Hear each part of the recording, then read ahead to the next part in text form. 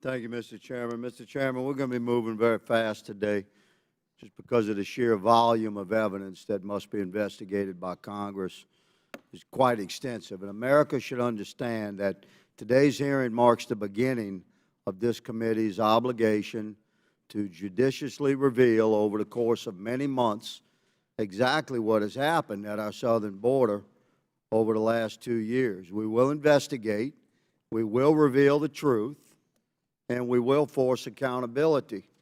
I'd like to comment before my questions begin that the talking points regarding fentanyl from my colleagues across the aisle, it had 500,000 gotaways in 2021 and 600,000 in 2022. These are known gotaways. This does not count the unknown gotaways, but let's just say that's a number. That's over 1 million gotaways. That's stout young men running, as the chief testified, wearing camouflage. They're rolling hard. They got mil-spec radios. They're carrying backpacks. They work for the drug cartels. What do you think's in the backpack? Every American watching this understands there's a tremendous amount of illicit fentanyl and meth crossing between the ports of entry. Chief Modlin and Chief Chavez, I'm going to ask you to keep your answers to yes or no as much as possible. You can expound upon your answers in writing, of course, afterwards, but we'll be moving fast. Chief Modlin, would you agree that part of your job as a career enforcement professional, law enforcement, is to execute policies communicated to you from people above you at your chain of command? Sir, my job is absolutely to execute policy. Thank you. And Chief Chavez, you also agree that you're given policies to carry out by those above you in your chain of command? Yes, sir. My job is to execute on the policies administered by my chain of command. Chief Modlin, do you participate in telephone calls with your up-chain discussing how to carry out policies that are directed by Department of Homeland Security leadership? Thank you, sir. It is rare to have detailed discussions about how to execute. That is really the job of the chief patrol agent, to determine how to execute the policies.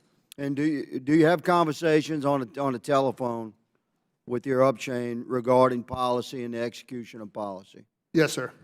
Thank you. Chief Chavez, do you also participate in telephone calls of that nature? Same response as Chief Mullen, sir. We as chiefs determine the execution of the policy. We interpret the policy, discuss it with my subordinate personnel, and then we execute on the policy. Thank you, Chief. I'd like to hear from each of you. Are there policies that are communicated through verbal commands, either from your up chain through your office and down chain? Are there policies that are communicated through verbal commands that are not documented in written communications like emails, texts, official letters, official policy statements, et cetera? Thanks again, sir. Most policies are either written or in policy. Are there some policies that are not written? Well, sometimes we are informed of a policy verbally before it becomes. And who would inform you? You're the chief. Would that be your up-chain chief? Yes, sir. That would be the, Thank you. the chief of So, operations. are you clarifying for this committee, Chief, I ask respectfully, are there some policies that are directed to be carried out by you and your chain of command below that is not documented in writing, email, memorandum, et cetera, verbal commands? Sir, I'm going through my head trying to remember the last time that happened. I would say it's exceptionally rare, and if it is, it's usually just to exceptionally rare. I would accept that as an answer, but you acknowledging that does happen. I'm acknowledging that it could. That I would not say it never has. I just can't remember when it has. Chief Chavez?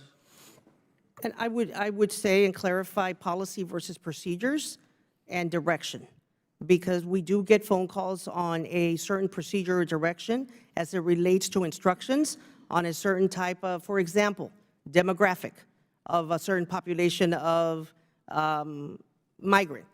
We're going to change the course of this demographic because we are now going to process a certain individual Nicaragua persons coming this way, now we're going to process them in this direction. That's not a policy. That's a procedure. That's a different type of instruction that is given to us verbally or via email. But policies is normally written. Policies, that we get a heads up, new policy is coming down the pipe, it's going to require this, but wait for the policy to hit the signature coming down from the Thank you, Portuguese Chief, for that leadership. clarification. Mr. Chairman, my time has expired. If anyone has time to yield, I'll receive it later.